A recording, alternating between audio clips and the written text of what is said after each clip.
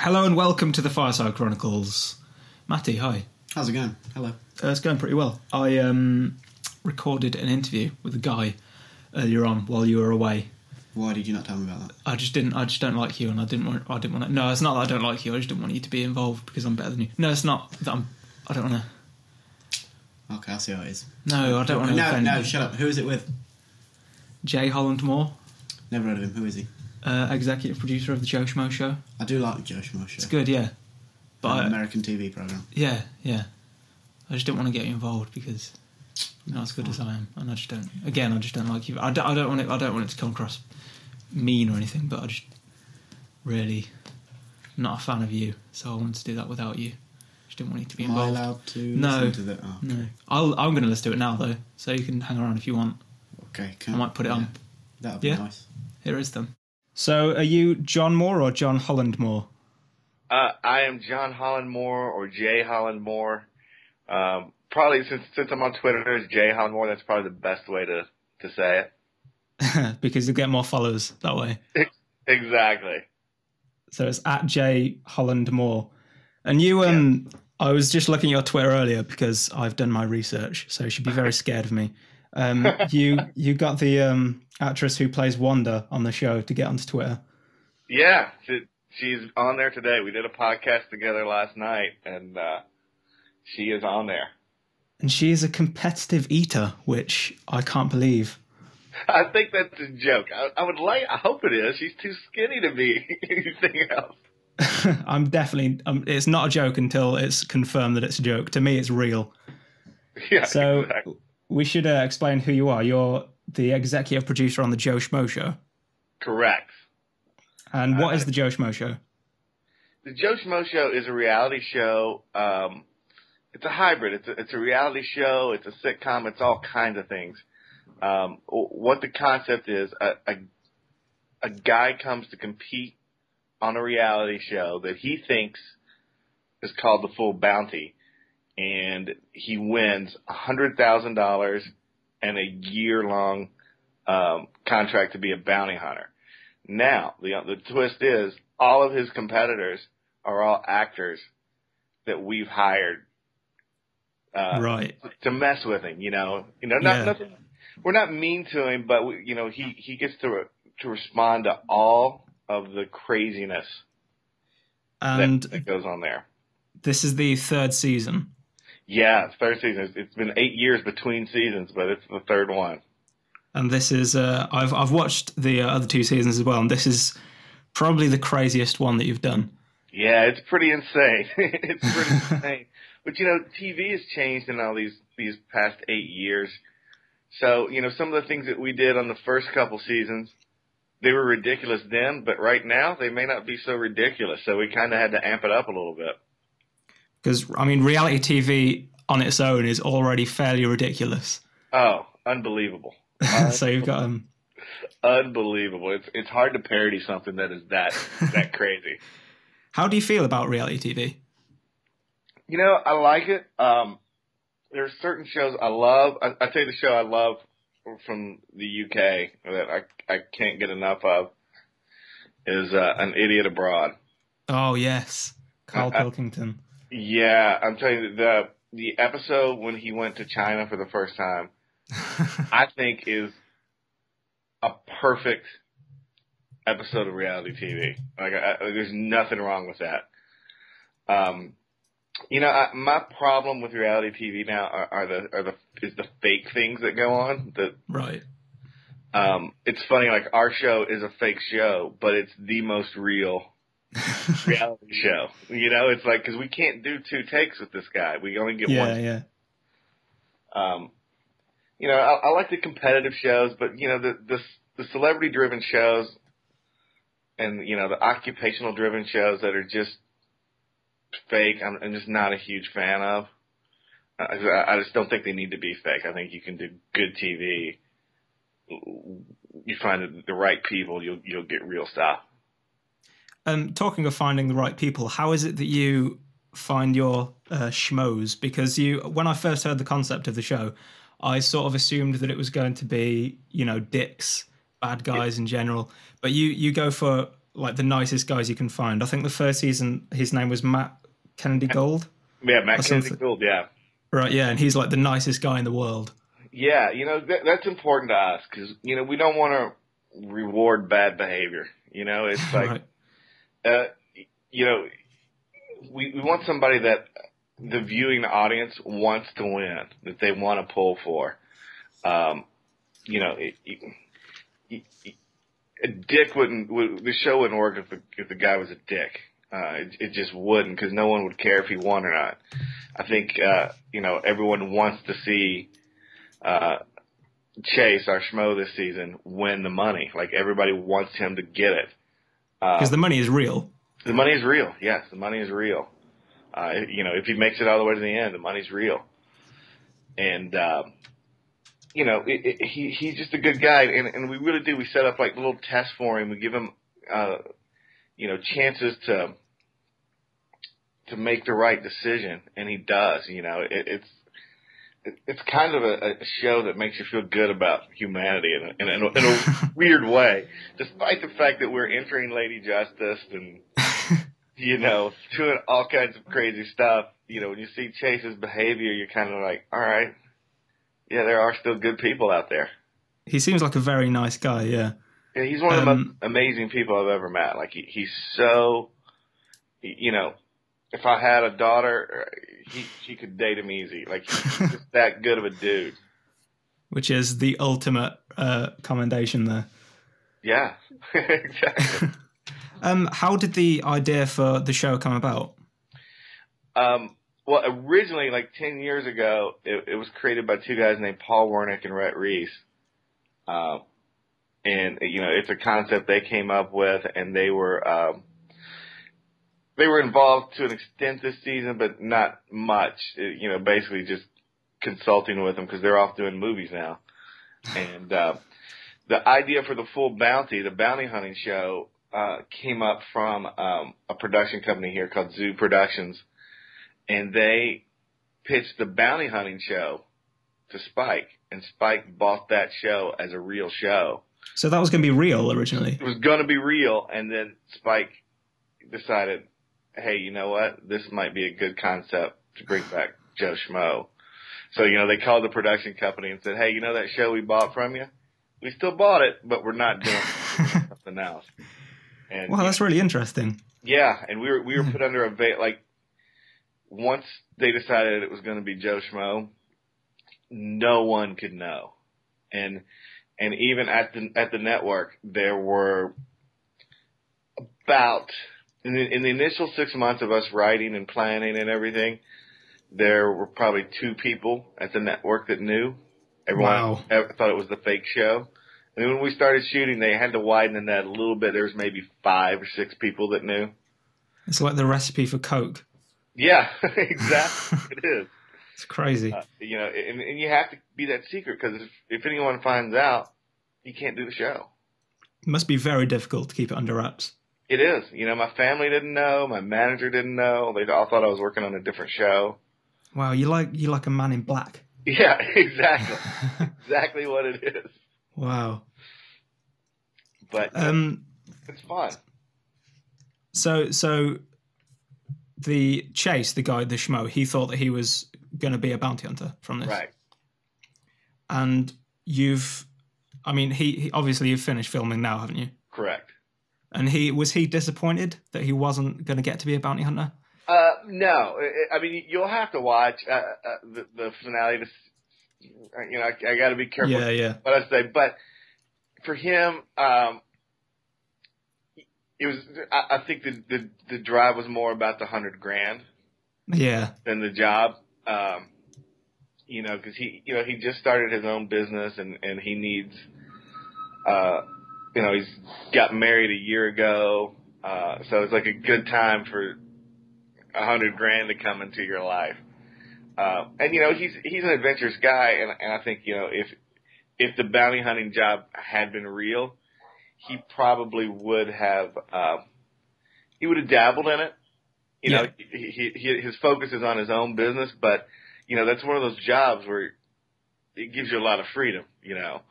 So I don't think he was too worried he was going to be trapped as a bounty hunter. And I think he kind of would have.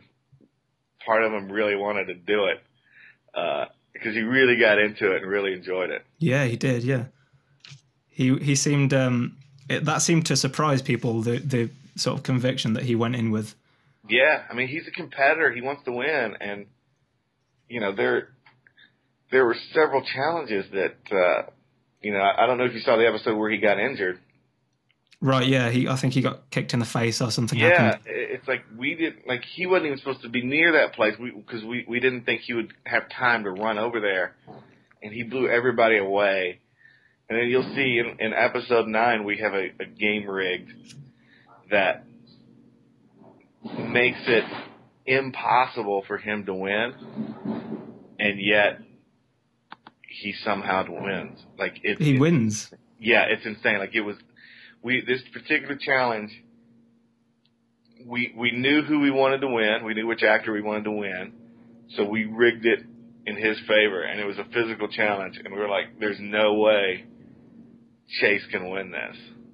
And he does. How much sleep do you lose when you've planned for something to go a particular way for like so long and it doesn't go that way? It's insane. I mean, there were... for those 2 weeks, you basically, if you get 5 hours of sleep a night, you're lucky, but sometimes you get nothing. And, sometimes it would be there so long, I would have to have, because we shot about an hour outside of Los Angeles, and I would have someone drive me home and back so I could keep reworking the script because of all the changes that were going on. I didn't want to lose that drive time. Time was so precious. Yeah. How difficult is it to write something like this? I imagine it's so different from any other project. Yeah, it's a little different, but what we do is we look at it as a sitcom. We look at it just like a regular half-hour scripted show, only, but we turn it into an hour. But we look at it as a scripted show, only we don't know what one character is going to do. Yeah. All of our other characters have storylines that go on throughout the season. We know their arcs. But there's that one character that you'd have no idea what he's going to do. So it's fun. Like, there's no show like it. There's no experience like it. It certainly is probably one of the most unique reality shows I've ever heard. Yeah, it's pretty fantastic. Yeah, it is. So choosing the actors must be quite an integral part of the show. Oh yeah. The actors who play the other participants. What goes into choosing them? They have to be great improv actors. That's where we start. They have to be able to improv, and then they have to be able. It's one thing to be funny on stage and in an improv group, but you have to be funny and believable to be on this show.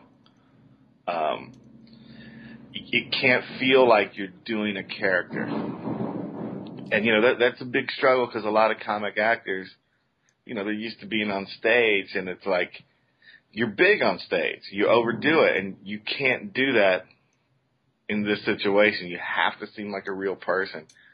So we auditioned a ton of actors. They don't know what they're auditioning for when they come in.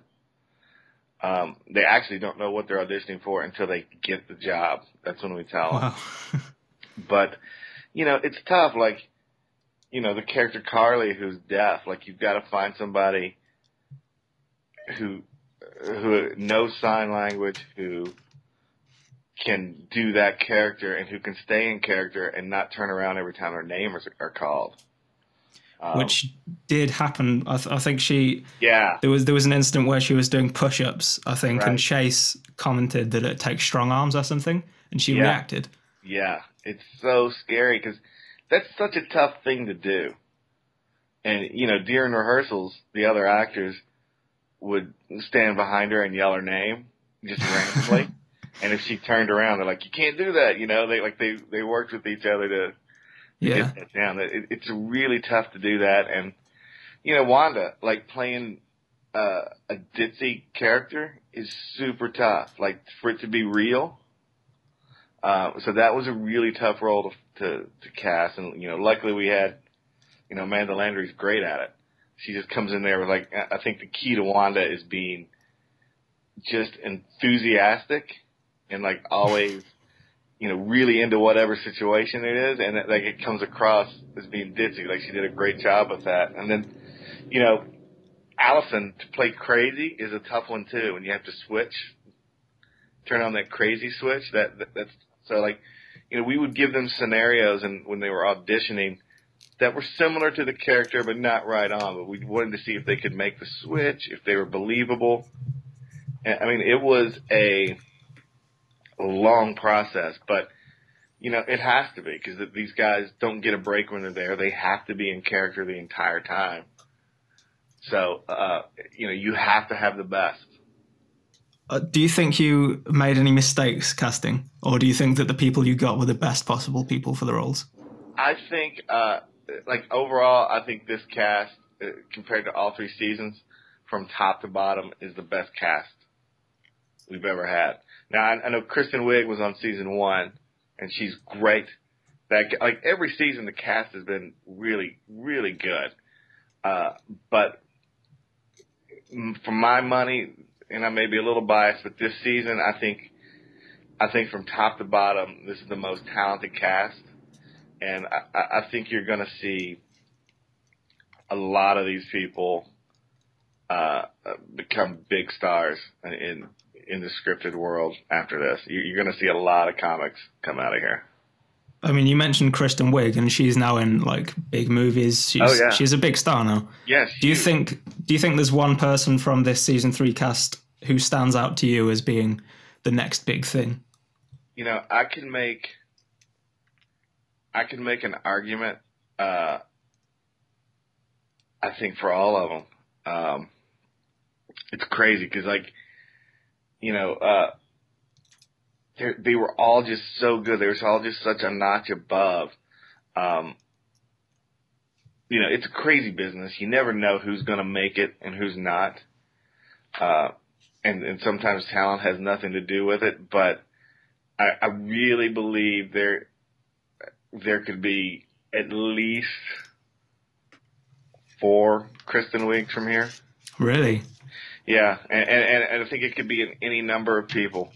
That, like, they were all really good actors, and I couldn't have been happier. And I got to tell you, it was strange. The first day we had a table read, all these characters had been in my head for all these months. I just created them, and then here they are sitting around a table in character, and, like, I believed them. It was weird. It was like, these people never existed before today, and here they are, and, like, I believed every one of them. Yeah. I mean, you say that. Have you ever been sort of angry at any of the actors? Yeah, anger's not a good word, because it's just acting. There's no reason to get angry at anybody for acting. But, there were some times where there were some mistakes made, but, this show, like, they're in character so much. It grates, it's tough for them because they never get a chance to come down. And that's just unheard of. Like, if you're filming a TV show or movie, you'll cut between scenes and you get to become yourself. They didn't have that opportunity. So it's so much pressure for the actor. Not only do they have to stay in character, but if they mess up, the whole show can go away. So it's just, there's so much added pressure, and, there's bound to be a mistake or two that happens. But, they all had their moments, but, I don't get angry with them because I know how tough it is to do. Yeah. It's funny, Rob Belushi, who plays Alan, he, when we brought in our final selections for the Joe part, the real guy, we had them all come to L.A., and we put Alan in a group with all of them. So whoever we picked would have seen Alan in the audition group, and you already have a bond there.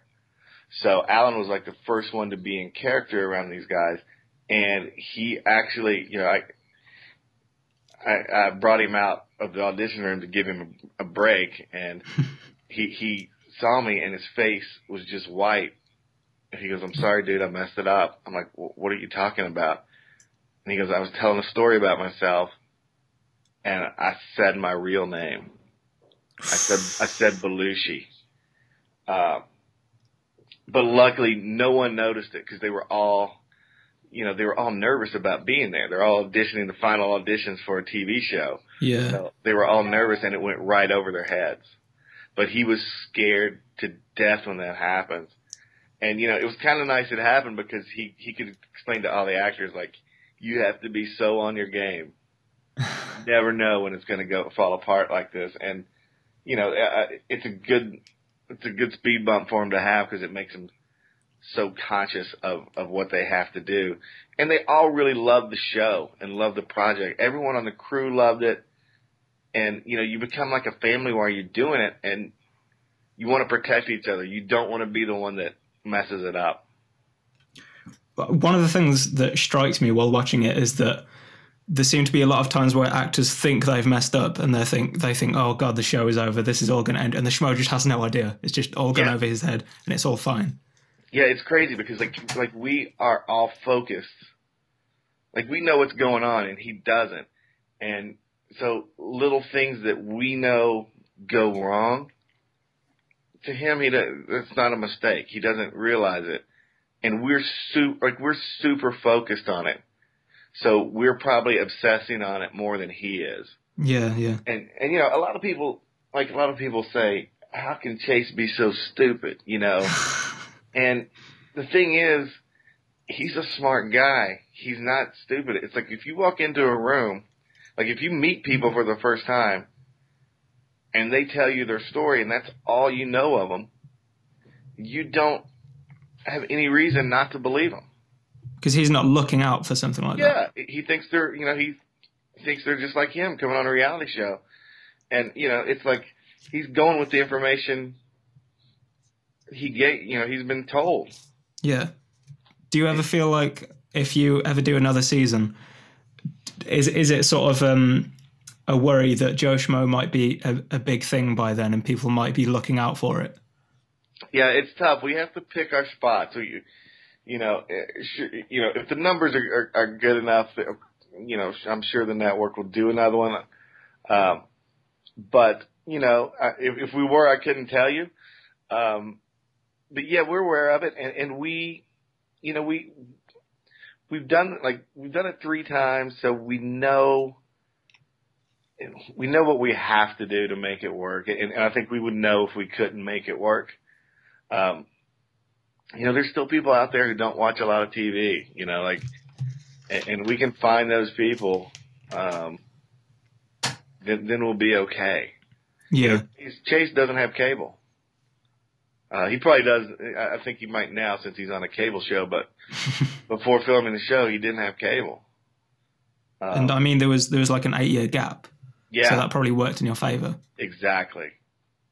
And, you know, we give them questionnaires. Like, I want to say, you know, if we like somebody, like initially we send crews out all over the country and they just go up to potential Joes and start interviewing them.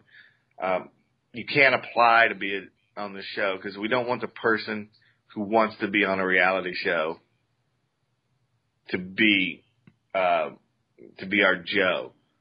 Because, you know, if you really want to be on a reality show, if that's your goal, you probably, you know, you're going to be overacting for the camera. You're going to be playing it up. And, you know, we want somebody who really hadn't thought of it, but if the opportunity came up, yeah, I'd do that. Because you're going to get somebody that's more real. So we look for that, and then we give them a questionnaire if we like them initially, and it's like 40, 50 pages of questions, and you know they're all designed to let us know him and know what he knows. Like, we know what shows he watches. We know what he's, what anything that he could have, like, if he has a clue about what this show is, we know it from that questionnaire. What sort of questions are on it? Because, I mean, you can't just say, have you ever heard of the Joe Schmo Show? Yeah, exactly. No, we ask him what TV shows he's a fan of, what he watches regularly. We ask him what comics he likes, if he's into comedy. And we can rephrase them in different ways, rephrase the question in different ways throughout the questionnaire. So, if like maybe he forgot a show, he's mentioned it in one area, we'll rephrase the question a little bit, and we'll find out another one. He'll get another opportunity to list some shows. And, you can tell by what they're watching, like if it's something that would be on their radar. There was one guy that I thought was great, and I'm reading his questionnaire, and I get to page 10 or so, and it's like, what are your favorite TV shows? He's like, oh, my favorite show of all time is the Joe Schmo Show.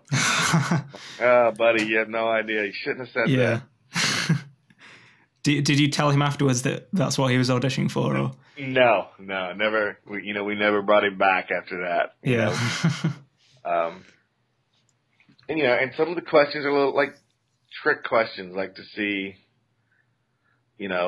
how quick they are at problem solving and things like that. Like, because we want somebody smart. We don't want an idiot, because an idiot doesn't, in this particular show, doesn't make good TV. We want somebody who's going to make it tough for us and, tough for the actors. And, you're not going to pull for somebody who's just dumb. Yeah. And also, I mean, you do want some tension there. Yeah, absolutely. Absolutely. How difficult is it to find that balance between believable and funny? It's tough. But, we all know really crazy people. We all have friends that are, if you described them, they would sound like a TV character. We all have those people. So it's not like we're throwing him in a mix with like just Martians. Everybody knows somebody who's like, well, yeah, that kind of reminds me of so-and-so.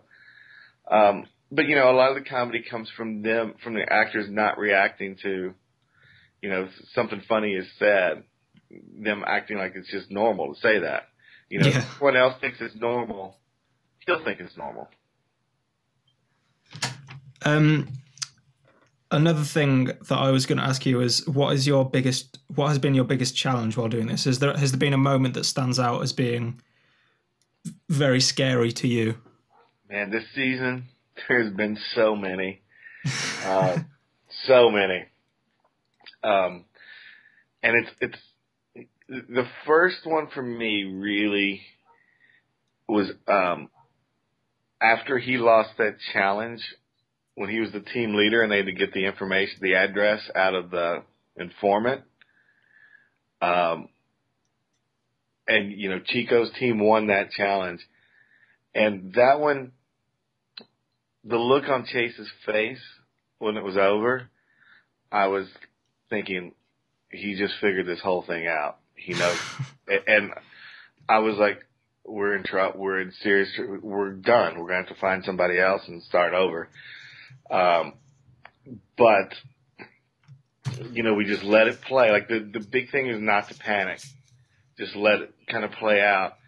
And, he goes outside with Alan, and the look on his face wasn't, I don't believe this. It was, I can't believe I let my team down. I'm so upset with myself. So he was into it. Yeah, he was saying, like, he scared me to death, and I was like, you gotta be kidding me. This is what's gonna end it. And it was all like, he's like, man, I should have done this, I should have done that, my strategy was off on that. He was just playing the game, and he's kind of beating himself up for not winning. And, that made me feel great. One thing you haven't seen yet, I'll give you a little spoiler. Go for it. Episode 9, the remaining contestants take their spirit animals on a one-on-one journey up into the mountains. It's a really funny scene, but the house that we filmed at it's surrounded by avocado trees on one side. Just right. Thousands of avocado trees. And so Chase takes off the path with his llama behind him. And, the animal trainer tells us, by the way, make sure the llama doesn't eat any leaves because avocados are deadly to llamas. Is that true? Yeah. And we're looking at each other like, what? We had no... So you didn't know this? Yeah, it's those little things. And I don't think it's you see that part in the show or us being worried about it, but it's like, it's those things you can't predict that, you try to think of every possible scenario. I don't think anyone thought, hey, llamas are going to be killed from avocados. We were basically just sending him with his llama into a field of poison. Yeah, llama poison. Yeah. I mean, there must be so many things that you just can't anticipate. Yeah, it's we do our best and we do pretty good. Because we kind of feel like we know him before he gets here. So we felt pretty good about it, but you never really know somebody, and you never know that little thing that's going to send you down the rails. Like there's always something. I mean, that is part of the lore of the show, is that, things can just go horribly wrong at any minute. And that's what, as someone who watches the show, that's part of the reason that it's just so fun to watch, is like, no offense, but when we see the producers just like biting their nails, that's brilliant. It's great. That's good. None taken.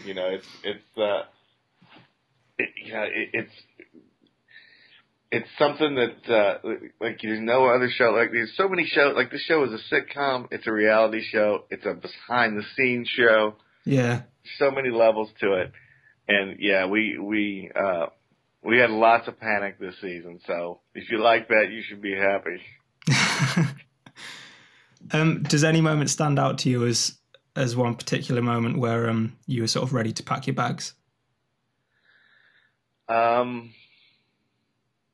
There's a moment in tonight's episode, at the end of the episode, involving Skylar that is it worried us a lot. And it's because she's such a great actress, and we have her do a turn as an actress, and she was so good as Skylar. It comes off as like we shouldn't have done this, like we just shouldn't have gone that far. And you'll see what it is when you see the episode. That was a really, really scary moment. Was that a case of sort of feeling sorry for Chase? It wasn't feeling sorry for Chase. It was, we were trying to get away with too much. Right. Like Allison taking a crap in the urn was, we should have learned our lesson. Like, okay, that kind of shut him down a little bit. We got to go easy, and we didn't ease up the next day, really. And you'll see what I'm talking about. We're like that. Tonight he really starts thinking there are actors here. Like it really gets. It's what we perceive. Whether he really thought that. But our perception is, yeah. But, I mean, there seem to be a lot of moments in this series where you're just really tempting fate, like having a deaf girl played by someone who isn't deaf. Yeah, I know, it's crazy. That character is based on Marlee Matlin on The Apprentice, Celebrity Apprentice. Right, who is deaf. Yeah, she really is deaf. She's not fake. I should say that. To me, that character, also having Stan there, the interpreter, like always, for some reason, Marley's interpreter in real life has always just kind of made me laugh. Like, that guy's always there. So I really wanted to do that, and Stan is so funny. Yeah, yeah. So good. There are a lot of there's a lot of character interaction in this season that's hilarious. The interaction between Ralph Garman, the guy who plays the bounty hunter, Right, and his wife. What's her name? her name is Wanda, and in real life her name is Amanda Landry. But right, and she's Wanda. Their interaction is just hilarious. Yeah, it's so good, and hopefully if we do a DVD release, we can add all these deleted scenes because we had such a wealth of material. We just can't show it all. There's so much good stuff there, and there were a lot of Wanda Jake moments that we just didn't have time to put them in.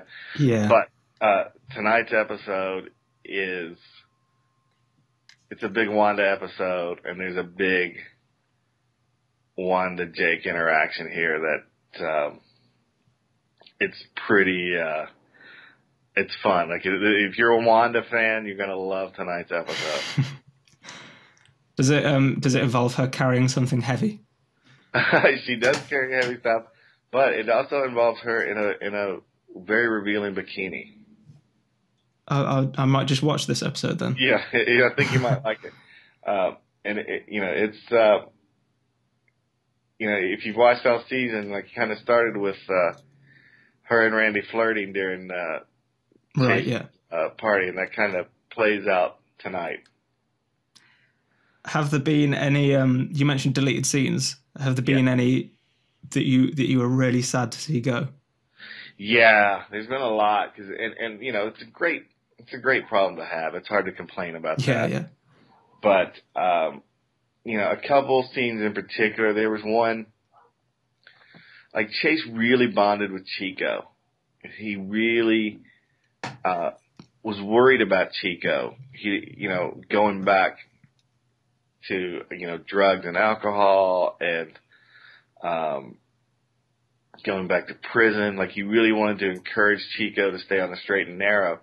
And after the first eviction ceremony, Chico's wearing this jersey, and Chase calls him in his room and says, "Hey man, look at these shirts. Do you like any of these shirts?" And they were all Chase's shirts.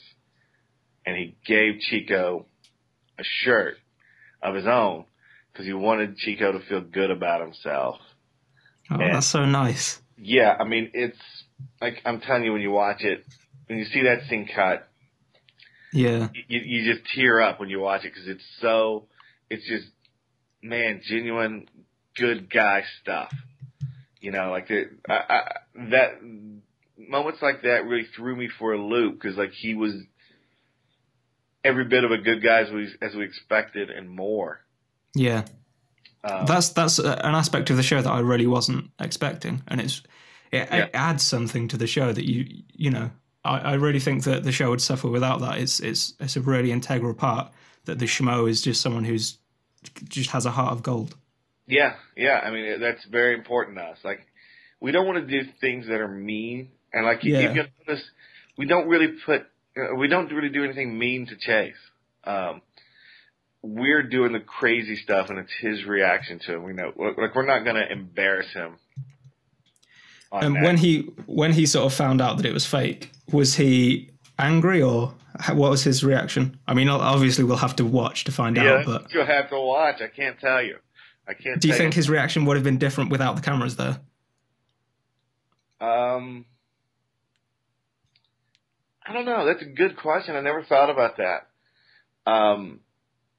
Because his reaction is very, very genuine.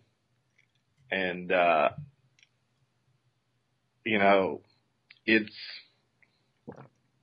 it's a very emotional scene. It's something where I always expect the Schmoes to be just a little bit angry or resentful. Or it's a real possibility.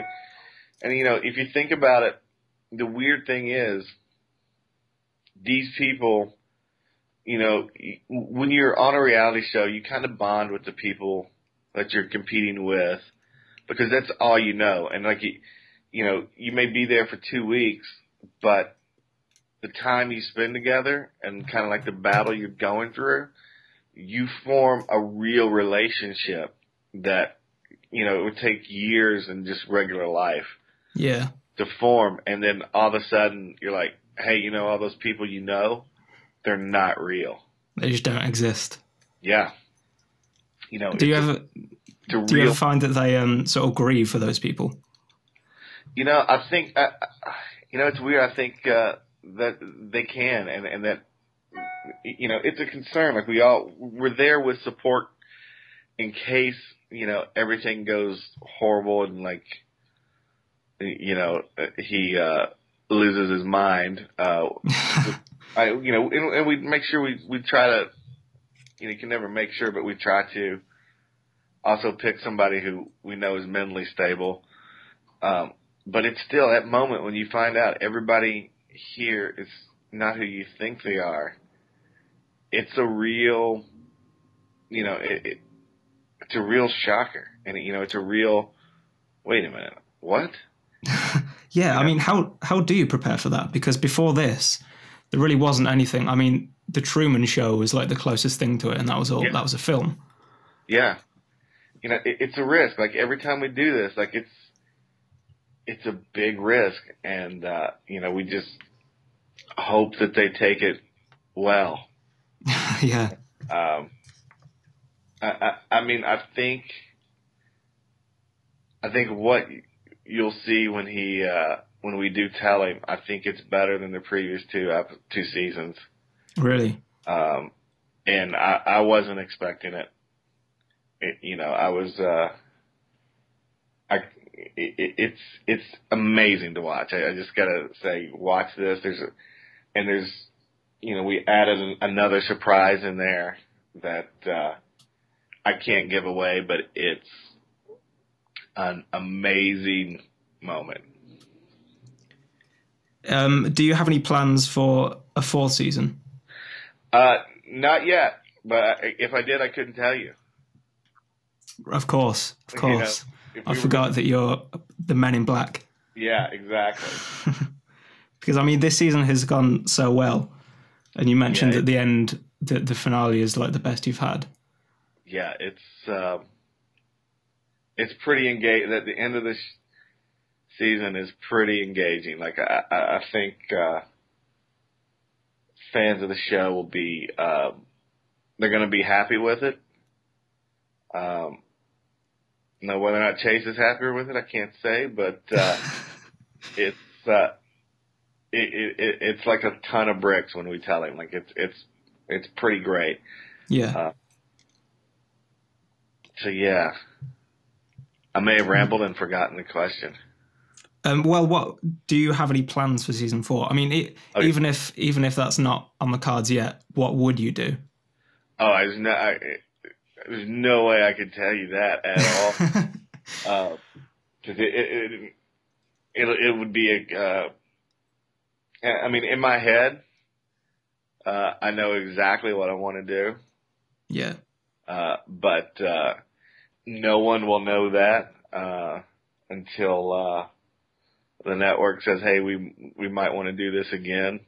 No one will know. I wouldn't tell anyone. My mother could call and beg me to tell her, and I'm like, "Sorry, Mom, can't tell you." Is it a good idea? I think it's pretty great. Better than the Full Bounty? As good as. I don't know if I can say better, because the Full Bounty is pretty amazing. Ralph Garman is the one guy who's been involved in all 3 seasons so far. Yes. And I think he's going to be in a TV show coming up soon, a Kevin Smith TV show.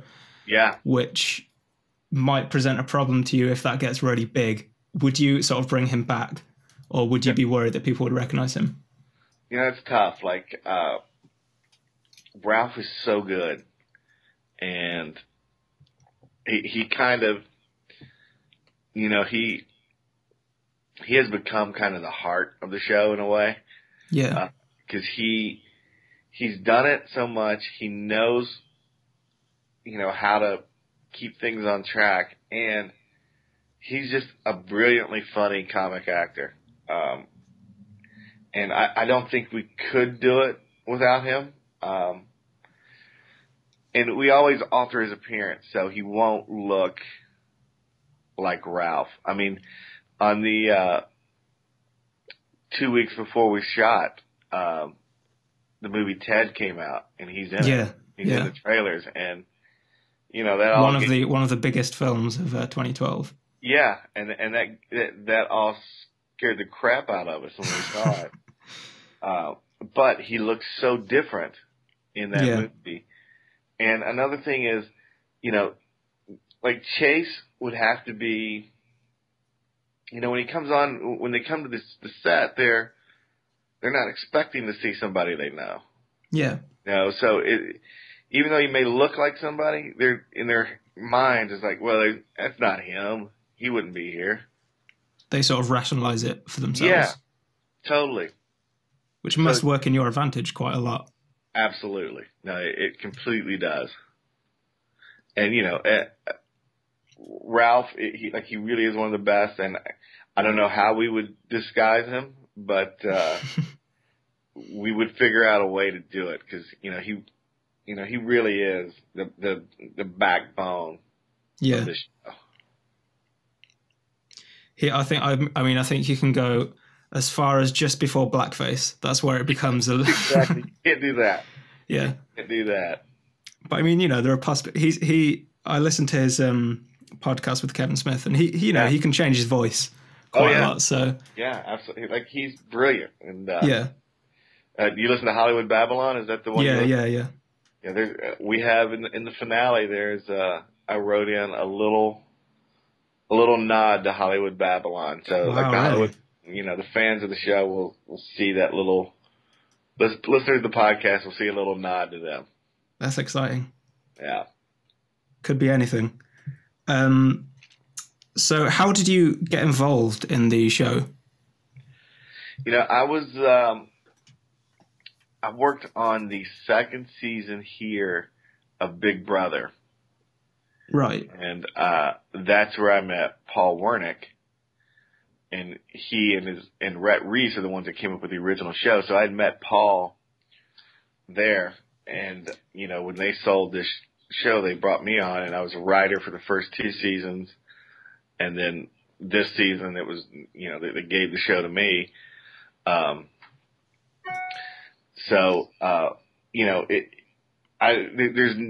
Because this show is so unique, there's not a lot of people who have experience doing it. And so other than them, I have more experience than anybody else doing this type of show. So, they kept it in the family and let me have it. Cause, it really is like on paper, it seems difficult, but it's way more difficult when you put it into practice. And there's just little things that you pick up along the way from doing it that you wouldn't pick up any other way. Yeah. So it was kind of natural that I kind of took it over. And having that Big Brother experience must have helped. Yeah, it was fun. Big Brother is one of those shows. That was probably, I think that was my first reality show. It's funny because you notice, like on all reality shows, it takes them about 2 to 3 days, and then they just completely ignore the cameras. Yeah. And you see cliques forming like you're still in high school. You really do. You see that. And it's funny because before we filmed that season of Big Brother, it was a new company that had taken it over here, and, we wanted to make sure we knew what we were doing. So we had a test group come in for a few days, just people that weren't going to be on the show, but we just wanted to get the rust off of us and, let us know what we were in for. And the same thing happens. Like 2 days, cameras forget about it, and the cliques start forming immediately. Yeah. It's quite interesting to hear that the Joe Schmo Show kind of comes from the people who brought you a real reality show then. Yeah. Yeah. And it's funny, season 2, which was our Bachelor spoof, I was actually at the same time writing the host copy for The Bachelor. No way. So I was doing like the real show while I was doing the parody show. Like it was. It must have been just so lethargic for you to be able to be writing the real show and then think, oh, it'd be funny if this happened, and then you'd be able to write that into your parody version of it. Exactly. Sounds like a great release. Yeah, it was pretty fantastic. So, just my final question, I guess, is: do you have any advice for people who are looking to get into the industry, looking to get into TV? Yeah, here's the biggest thing, the most important thing is don't be a dick. Don't be a dick. It really should be. It's something that we probably shouldn't have to say for any job, but like, you have to work incredibly long hours with the same people, in tight spaces sometimes, and you gotta be able to get along with people and be nice, yeah. And that's who gets hired over and over again. So to me, that's the number one thing is just don't be a dick, be pleasant. Yeah. Problem solving skills are way important. And, in the last few years, I've noticed that, people getting into the industry don't have those skills, as well as they should. And part of me thinks, we're, as a society, we're being a little too coddling to the kids these days. Like, yeah. I don't know how it is over there, but here, like, they have little league teams that don't keep score. It's sort of, you get a point for taking part, sort of thing. Yeah, it's like you never, like, kids today aren't allowed to fail. They just don't fail because they worry that's going to stunt them. Yeah. But they don't learn how to solve problems that way. And, that's a big issue. Like, if you can, because a lot of TV production, 70% of it is solving problems, because it's, how do I make this happen? And it's such a big deal. And, show up early and stay late. That's another thing. So, it's a great field to be in. It's a lot of fun.